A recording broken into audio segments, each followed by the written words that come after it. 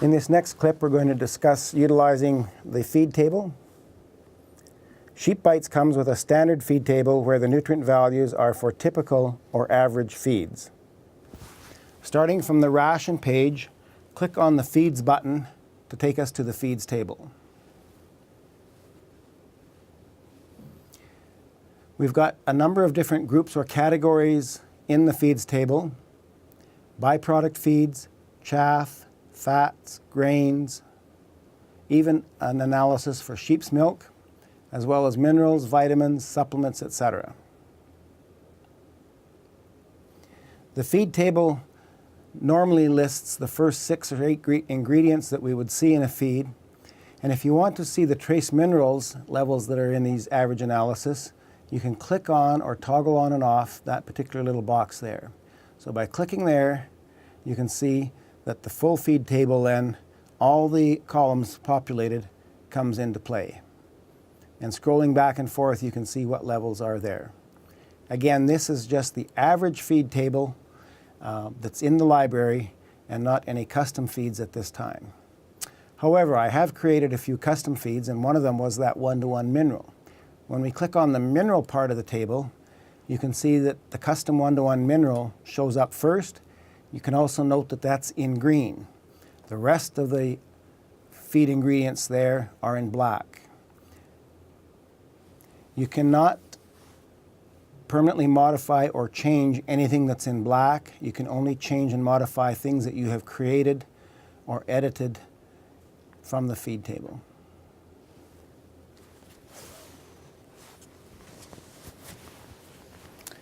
So if you want to add your own feed, there are 2 ways to go about it. Let's say you want to add a new feed. You see the button here on the left called New. If you click on that, you'll see that a table pops up that has nothing populated there for numbers. The only name there is New Feed. If I want to have a feed that I will call Dale's Hay, I first put that description there, and then I move down to the feed category box. And here's all the categories again, and I want to describe this as a hay, and it gets in there. My dry matter intake, or my dry matter percentage, is available there. I would be taking this number, of course, off a feed analysis report, and the report would tell me that it's maybe 89% dry matter. Now the next box is entitled Nutrient Values. For the most part, nutrient values are entered in SheepBytes on a dry matter basis. So when you're looking at your feed test reports, be sure you line up with the dry matter column from your feed test report. There will be an exception to that we'll deal with later. Energy values, in this box here, there's 4 ways of expressing energy values. You only have to pick one, and the other 3 would be populated. So let's say that my feed test result shows that my hay has a 60% value for TDN. I enter the number 60, click on that, and you can see the DE value, the NEM value, the NEG values are all populated based on that 60% TDN. If we go over to nutrients here, you can see this is the full scale of nutrients available. My protein in my sample hay here is 14%, so I enter the number 14 and click, and it comes in line. There's usually no salt in hay samples, so we'll leave that as 0. I don't have any trace mineral analysis, so I'll leave the trace minerals blank in this example. My calcium for this feed is 1.3%. I don't know what my vitamin A is. My phosphorus, though, for my feed test report might be 0.18%. So you continue on down, filling in the information that you have from your knowledge of that feed. When we come to cost per unit, I'm going to say that I am paying $35 per unit. And the box immediately below that helps me define what that unit is.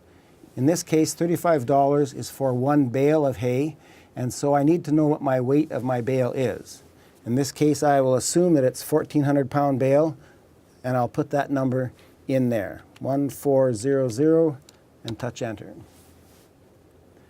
I don't have too much more information on that. I've just had a very basic feed analysis, and so we'll skip through the rest of these, and we'll get down here to indicate whether that is a concentrate or a forage.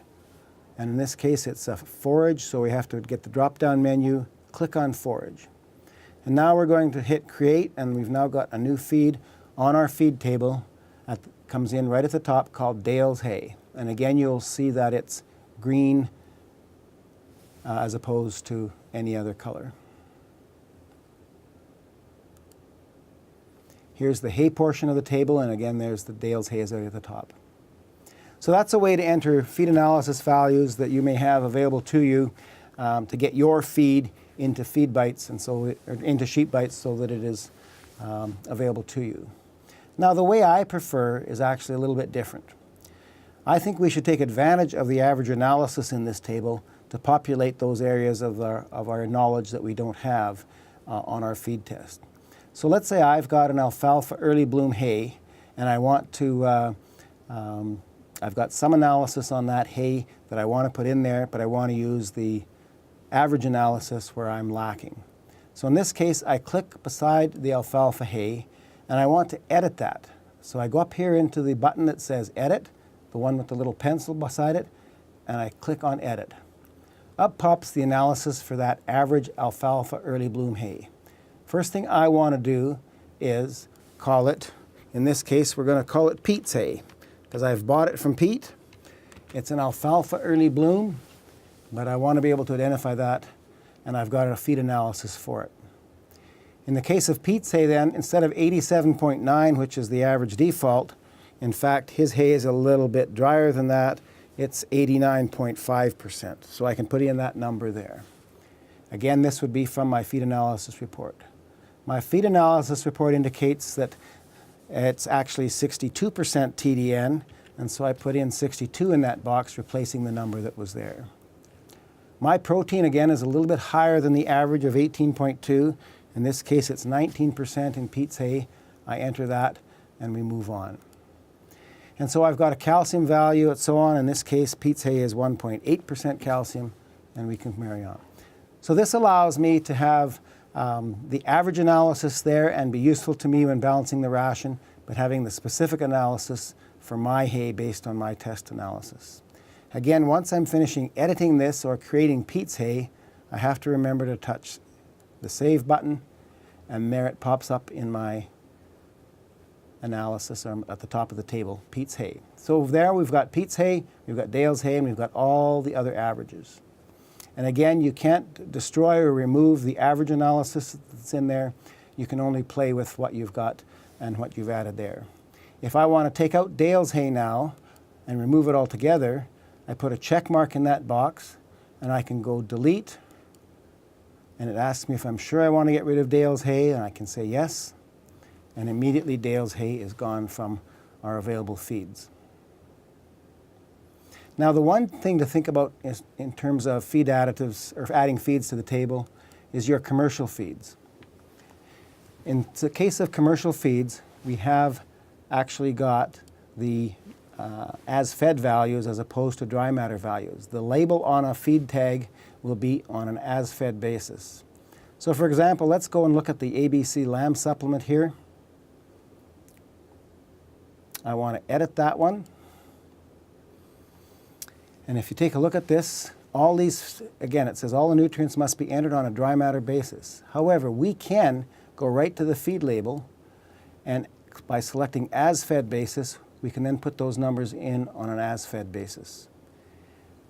So keep that in mind if you're entering commercial feeds. You do not have the dry matter numbers available, just the as-fed label values, and that's what you can put in here right off the tag.